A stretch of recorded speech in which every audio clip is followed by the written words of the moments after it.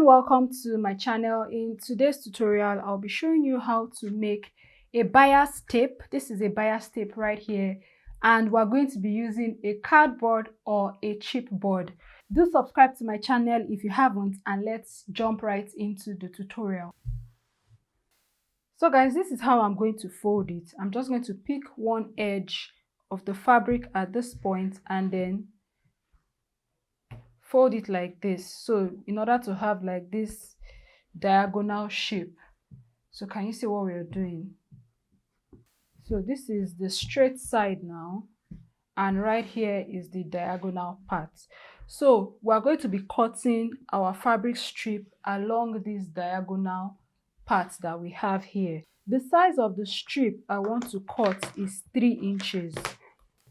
So we have half an inch seam allowance on both sides.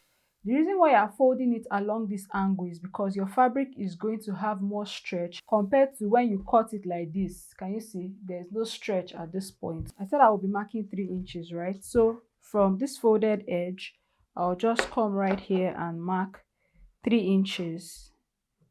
So I'll be marking 3 inches all the way down.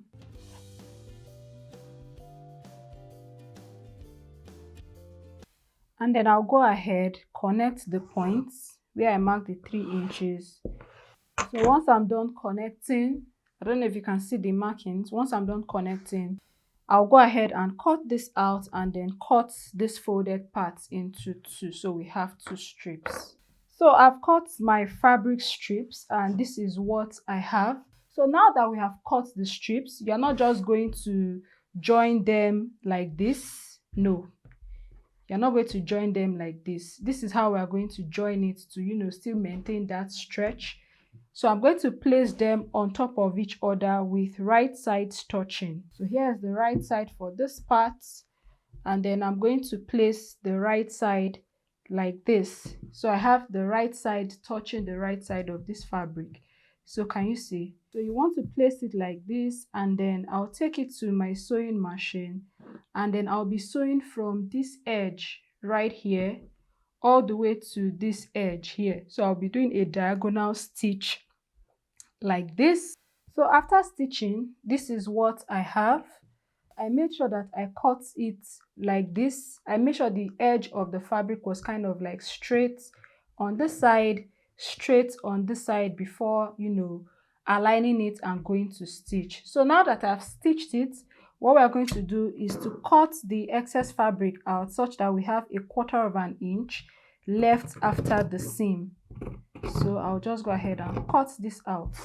So can you see? Now by the time you fold it like this, can you see that it is now straight, and then you still maintain that stretch on your fabric.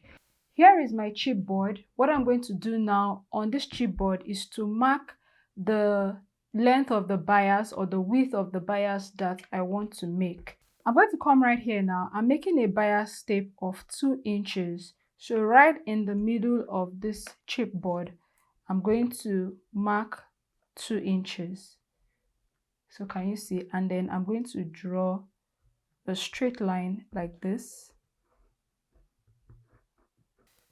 What I'm going to do next is to open up this 2-inch mark that I have marked here, and I'll be using a blade. If you have a cutter, you can go ahead and use that. Make sure you have everything cut open so that your fabric can, pass through this. So now that I have it all cut out, I'll go ahead and grab my fabric.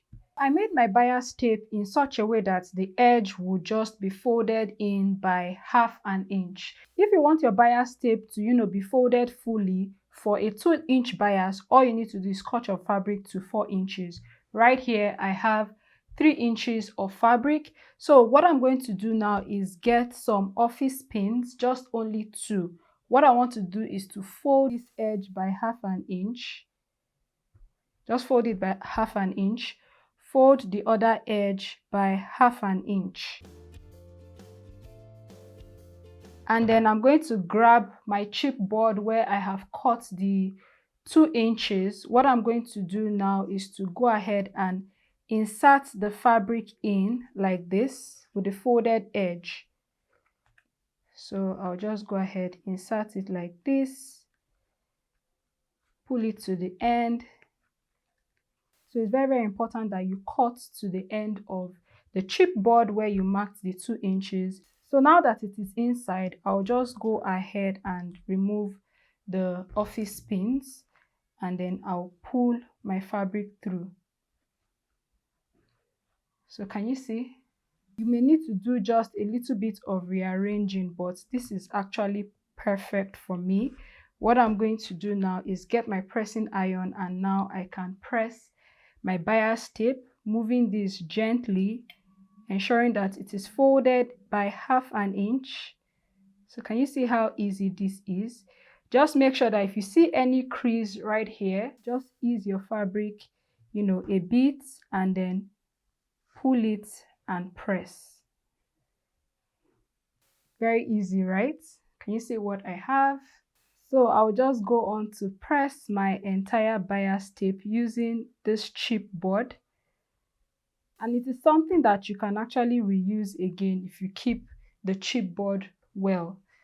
So just go ahead, press in the 1/2 inch inwards like this.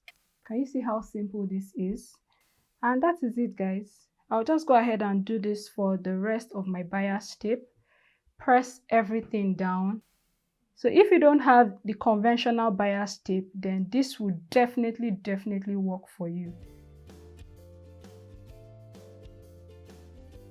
So here is the finished look of the bias. This is what I have, as in this method, it's actually perfect if you do not have the conventional bias tape, which is this type. If you don't have this, you can go ahead and make yours using a cardboard or a chipboard. I didn't have it in the size of the bias that I wanted to make, so that is why I came up with this method of cutting a chipboard and then just creating the size of the bias I want on it. And that was the beginning of creating my own bias with a chipboard. I hope you enjoyed this tutorial. If you did, please give this video a thumbs up, subscribe to my channel, and turn on the bell so you get updates when I post new videos. And I'm going to be seeing you in my next tutorial. Bye.